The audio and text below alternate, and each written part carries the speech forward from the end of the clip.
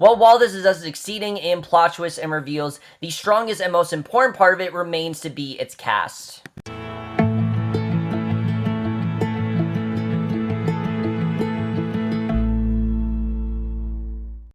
Hey guys, it's Kevin. Remember, this is Season 1, Episode 3, Kyle, and I was definitely looking forward to this episode. The show has been killing it so far. It is probably going to be one of my favorite new shows of the fall, and this episode was no different. Once again, this was another amazing episode, and honestly, it really feels like this show cannot do something bad. I mean, it seems like every episode of the show is going to be amazing. I really did love this episode overall. Watch them give me a really weak episode and me eat at my words. And if they do, I will eat at my words. But so far, at least, what this show is giving me is something really, really great. And I really do love this episode overall. Really focused on the relationship between Randall and William and Rebecca. That really is the main focus of this episode. But there's other things going on. But that really is the driving force of this episode. And let's just get right into it because, again, there's a lot to talk about, just like the last two episodes.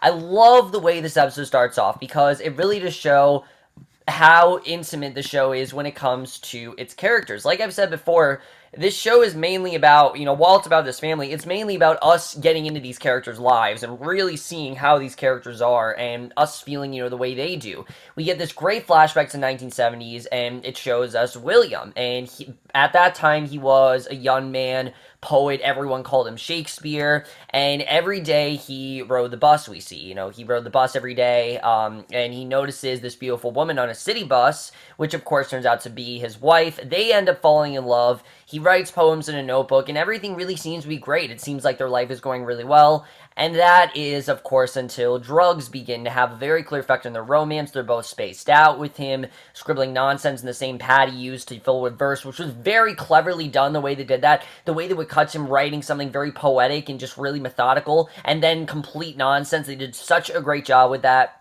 But then suddenly we see he's there without her. He's holding Randall as an infant. He's wrapped up in a sweater, and just a really tragic backstory overall. But it's what we need. We need to see William's story overall. And again, it's not really something I need. Like, I didn't say, oh, I need to know how, what William's backstory was like. But it just adds into the overall narrative. Knowing what William's gone through, the hardships, how his life was, and the potential that he had, and knowing who he is today, it makes us care that much more for him. And they're really doing a great job of setting up this character, as well as they can, and make him a character. They're not just making him Randall's biological father. He is a legit character, and that's something that the show is doing very well, which again is very rare for a show of this kind. And I'm talking about a show that's on network television. A show on network television, usually the characters are second, and the theme is usually first. But this show, the characters are first, and I really do love that. So we cut to Jack and Rebecca. We see they're leaving the hospital with the kids, whom they've named Kate, Kevin, and Kyle, which is why this episode is called Kyle. That was Randall's original name, and in honor of their saintly obstetrician's last name. She admits to feeling overwhelmed. Dr. K watches her, which I was very happy to see Dr. K again. I loved his character in the first episode, and it was great to see him again here.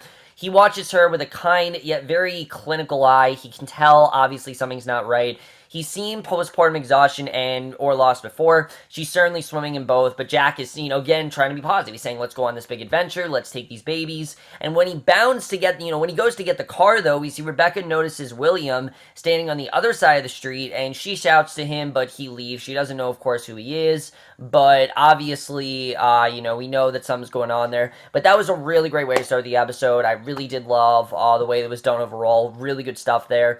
But at home, the babies freak out despite them, and we get this great montage of the babies freaking out, and obviously it's very hard to deal with these triplets, and I like seeing that it was very hard for them to deal with it, but at the same time, they got it done. This wasn't something where it was impossible for them to do. This was something where they were able to get it done. We see, there's a brief moment when none of the babies need their attention. Rebecca laments that Kyle won't nurse like Kevin and Kate do. And that's a very, realistic situation. These two were biologically hers. They came from her.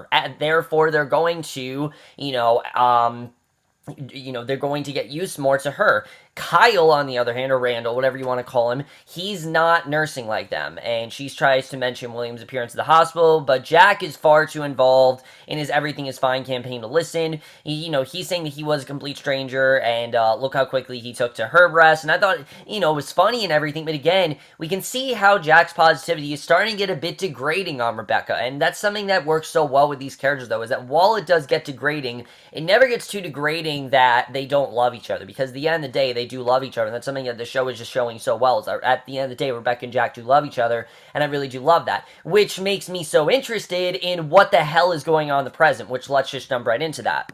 Now, obviously, the thing I was most looking forward to with this episode is exactly what's going on in the present. What caused Miguel and Rebecca to be together. We still don't know in this episode. We still don't know what happened, but that's not really what's important in this episode. What's important is Rebecca and Randall and William's relationship. We'll get into that. We see in the present, Miguel explains that he and Rebecca stopped by unexpectedly because a friend at work gave them Hamilton tickets, and basically we see Randall decides it's time to tell his mom that William just happens to be in one of the girls' bedrooms, and when he says that he knows they would have found out if they could, we see the look on Rebecca's face pretty much sets up what comes next. In fact, while her and William act like they've never met, it's clear that they have. We know there's definitely something going on with them. We don't know what extent, but we know there's definitely something going on.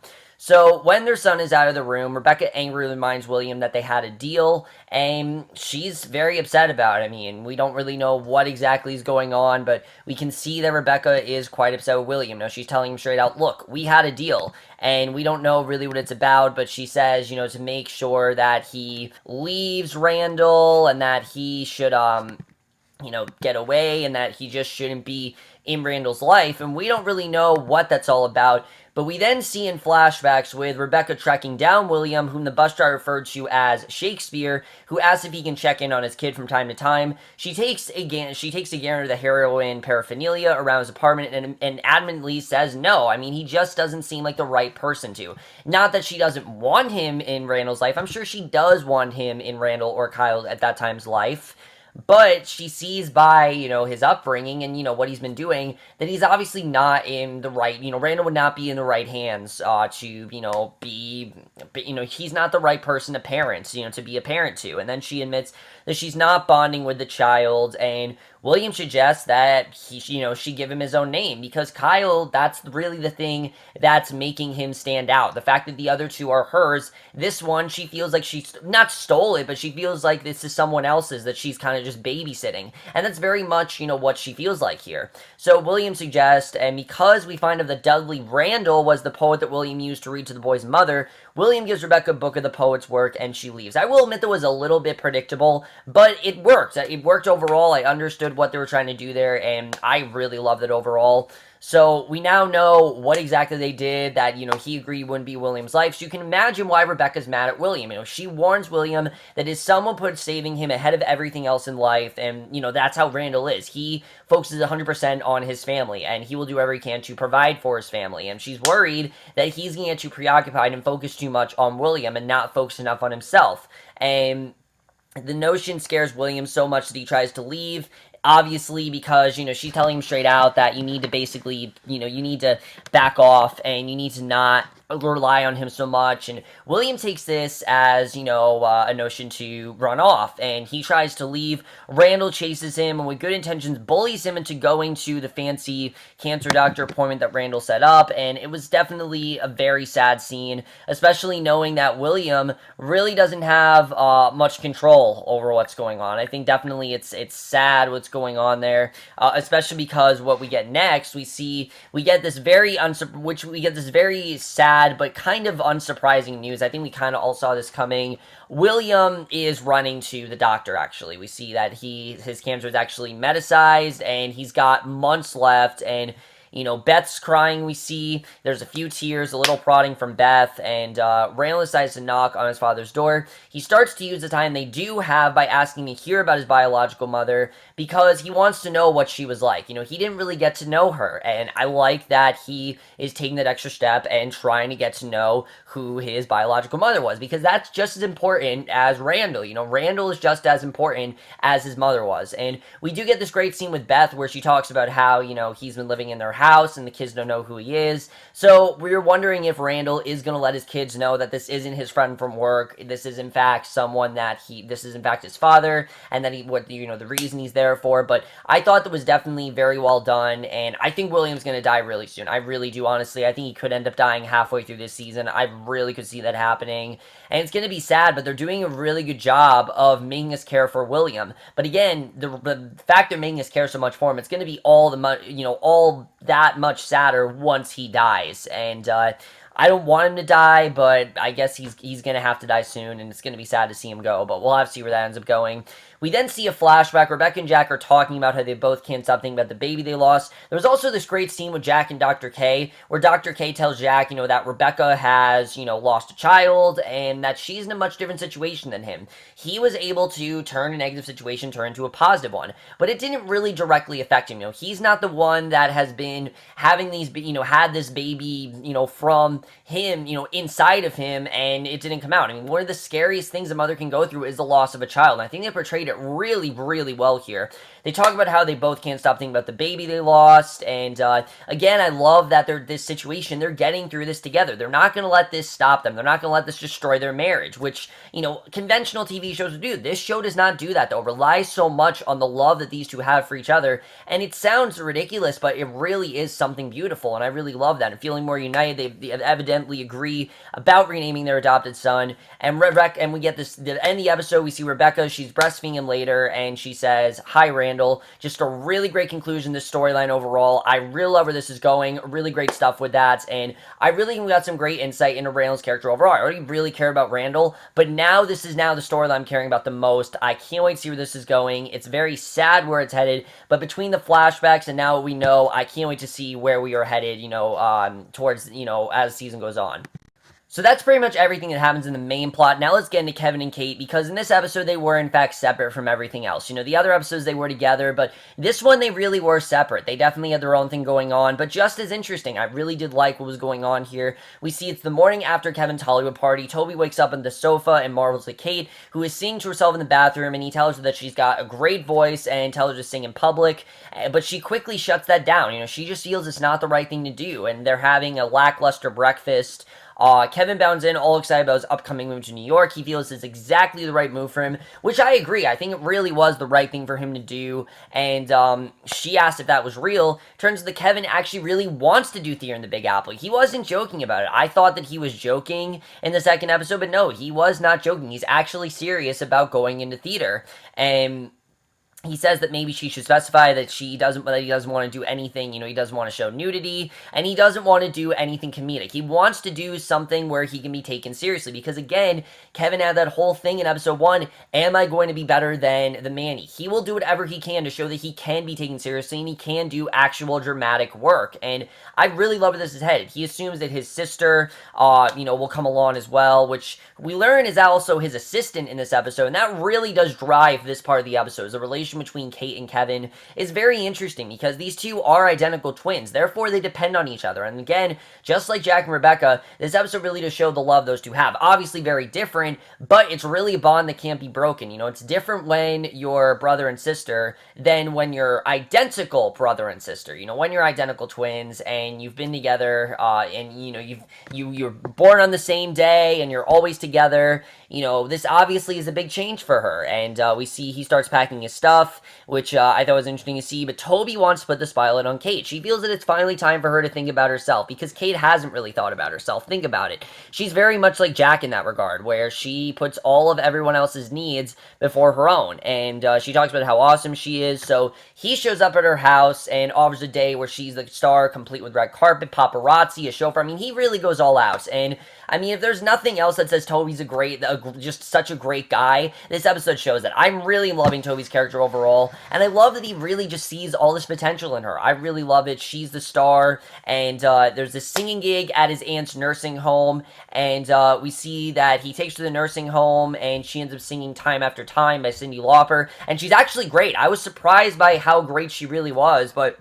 she is genuinely great in this scene. I loved what we got there, and it goes so well that Kay is actually ready to finally have sex with Toby in the janitor's closet, but a call from Kevin ends up sends her scurrying home to help him handle an out-of-control ex, And basically, Toby's obviously upset because he doesn't want to play second fiddle to Kevin. And honestly, this is a genuine conflict. I'm glad this only lasted one episode, though, because I really would not have wanted this to be something where it's like kind of like a triangle between Toby and Kevin. I think it just would have been dumb if they did that. So I'm glad that they very quickly forgoed what was going on here. They not really forgoed, but they kind of just moved on from it, and I really like seeing that. But basically what ends up happening is Kate ends up going to Kevin, who had this out-of-control ex. We don't really know her history. I'm sure we'll find out more about her, because like I said, the show has such an emphasis when it comes to characters.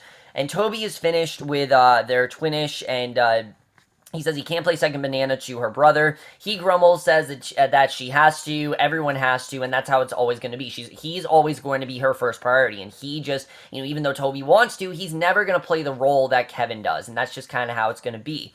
But after heart-to-heart between the double of them, Kevin actually fires her right off the bat. He fires her, but for her own good, and I thought this was really smart of him to do. He wants her to be able to have her own life and not let himself interfere with this life. She, again, Kate is never really someone that's focused on her own needs. She's been so focused on her brother, who, she's changed diapers for, and she's done all this stuff for all her life. She's always provided for him.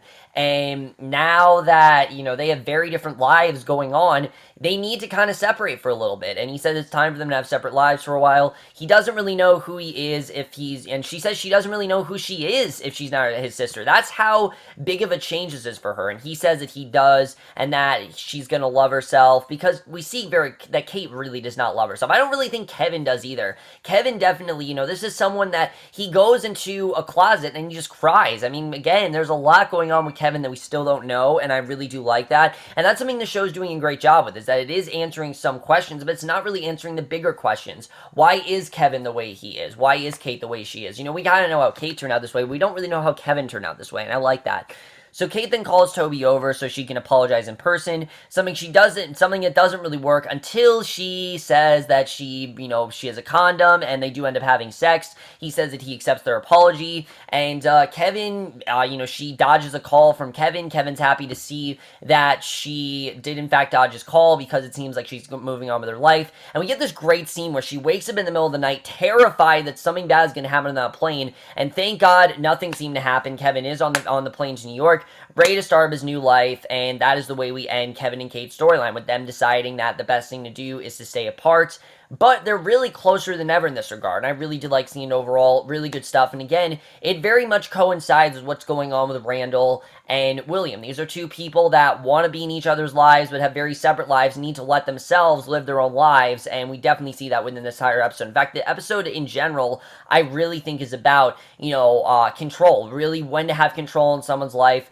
and when to have control on your own life. Someone like Kate, someone like a Jack, and someone like a Randall always put other people's needs before their own, and they need to focus on their own lives. Their life is what's more important. Yes, other people's are important, but their life is what's more important. They need to focus on themselves before they focus on anyone else, and I think this episode did a really good job with showcasing that. So like I said, for me, this was another fantastic episode. I really am loving where the show has headed so far. There's still some things we don't really know about, such as what the hell has happened to Jack. We still don't know where he is in the present. We don't know what happened to him. I don't think that Jack and Rebecca got a divorce. I do not think that is possible. I mean, we've seen in the show, those two love each other, and if alcoholism didn't get in the way, again, we don't know if he kept that promise, but it just seems like these two people who, through thick and thin, nothing can really break them apart. Was there something? Maybe. I don't know. Again, we don't know what happened with them past the 70s and 80s, yet, at least. The show's doing a very good job with doing that. But the big question is, what happened to him? Is he dead? Did they split up? Did he decide to, stay away from her? What's really going on with that? We don't know, and that's something I'm definitely looking forward to seeing. And it's a question I don't think they're going to answer till the mid-season finale. I think that's when they're going to answer it, is the mid-season finale. I don't think we're going to get that answer till then, but we'll have to see what happens with that. That's what I think, at least. Maybe we'll get it before then, but I think they're going to wait till the mid-season finale. We'll have to see, though.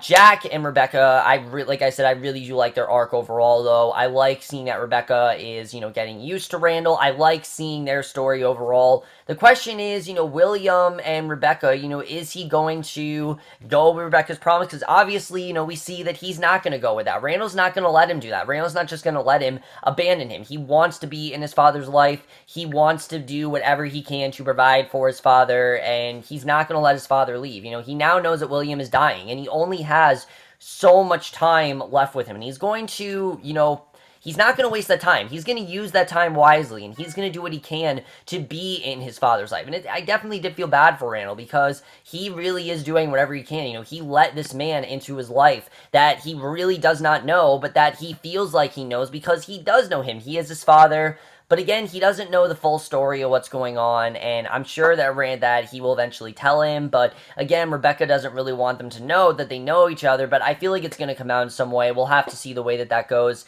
And I like that this show, it's not really that big of a deal. Like, it's not like, oh, this huge secret that's going to change everything, because it really doesn't. These are secrets that they do to protect each other. They do it because they love each other. That's why they keep these secrets. And that's real life, honestly. There are things you do in life that you just want to keep private. I mean, even family members, they keep things to themselves because they don't want to make it worse for the other person. That is the perfect example of that, and I absolutely love the way the show is doing that. It kind of, it kind of is disobeying the rules of TV. One of the biggest rules of TV is that you have to have some sort of stakes in your show, but this show, no, it's about the family, and that's completely fine. I mean, the status quo of the show is the family and their life, and they're doing a very good job with that, and I can't wait to see the way that's gonna go. As far as William, like I said, we only have so much time left with him. I'm very worried that he's gonna die soon, but we'll have to see the way that that's gonna go.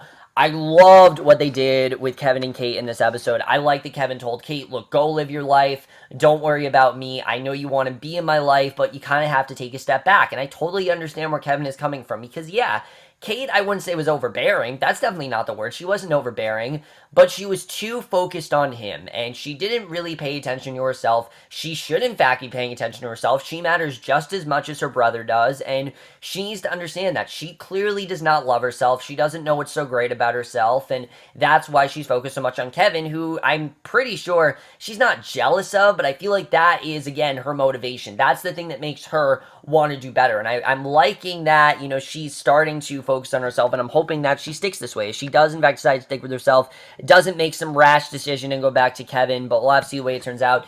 Is Kevin going to be able to take him, get people to take him seriously? Because again, he feels he's no better than the Manny. I'm hoping that he will find something good and that he will be able to get people to take himself seriously, because I think that, the guy who plays Kevin's a good actor. I don't know if Kevin, the character, is a good actor, but I feel like he has determination. I mean, I'm rooting for him because of that. How can you not root for someone like this? I mean, this is someone who will do whatever he can to get a great part, and that is something I can completely root for. I can tell you straight up, it's very hard to get a good part. Even in high school, in a school musical, I've never gotten a decent role. I'm going to tell you guys that right off the bat. I've never gotten a decent role, and it's honestly a good question. And I don't know, Kevin, like I said, he wants to be taken seriously, and I think other actors, they struggle to find good work. You see all these actors in so many shows, and you think, oh, they could be so much better in that, or oh, they could be so much better if they were in a different show. That is exactly what Kevin is going through. He feels that he is not in something that isn't serviceable to him, that he needs to be in something better, and I can't wait to see where that goes.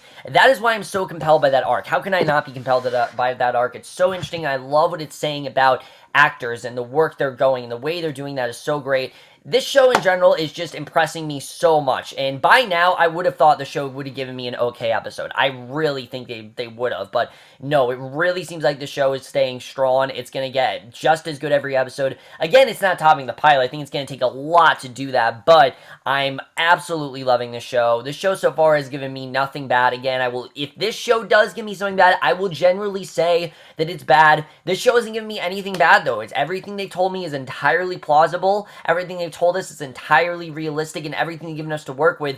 I feel like I know these characters more than ever, especially William. I care so much more for his character. Not that I didn't. I did, not just because he's Ron Stevens Jones, he's a great actor. I cared for him in general, but now I care about him so much more, knowing what he's gone through, knowing what he could have done, and knowing the work that he could have accomplished, which Randall does not know. Randall does not know that his father could have been this great poet, and that how into poetry he was, and how obsessed with Shakespeare he was, and things like that. And where his name came from. These are things that Randall is going to find out, and I can't wait to see the way that's going to go, and that's really going to impact the rest of the season, and I can't wait to see the way things are going to go down there. But overall, guys, most guys thought this episode. Absolutely love this episode. Love the show overall. Everything about it is just so great. But that's my review. Hope you guys enjoy it. We'll see you guys in my next video, which will be for tonight's episode of Arrow, and we'll see you guys for that. Okay, bye.